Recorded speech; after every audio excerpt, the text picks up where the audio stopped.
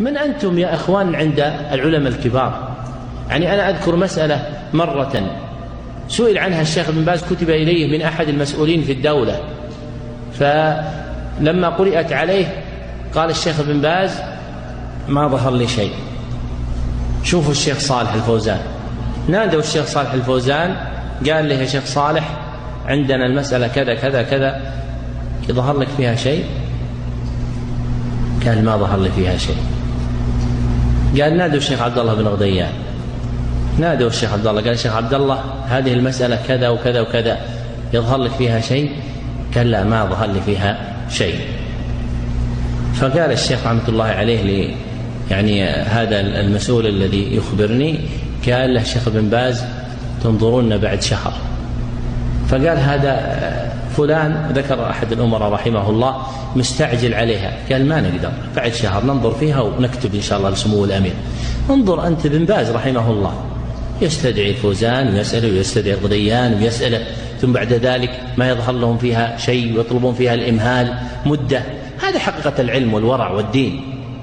ما هو الدين والورع تهجم على العلم بمجرد ما يظهر لك كلام تفهمه تهجم عليه، حتى صاروا ينسبون إلى ابن تيمية قولين وللشيخ محمد عبد الوهاب قولين، وإلى في مسائل متعددة هي معروفة عنهم.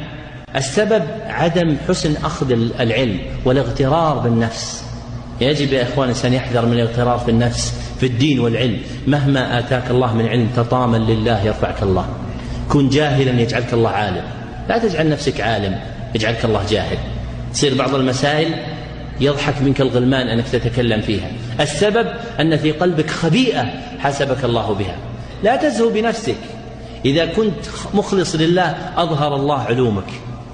لذلك أهل العلم الذين هم أهل العلم تجدهم يتطامنون، ما يبالون بالإشارات وأن فلان يتكلم وأن الكلمة فلان ويذكر، لا أبدا. اللي بيستفيد والله الله يجزاه خير، يوسع عني يخفف عني من الآثام.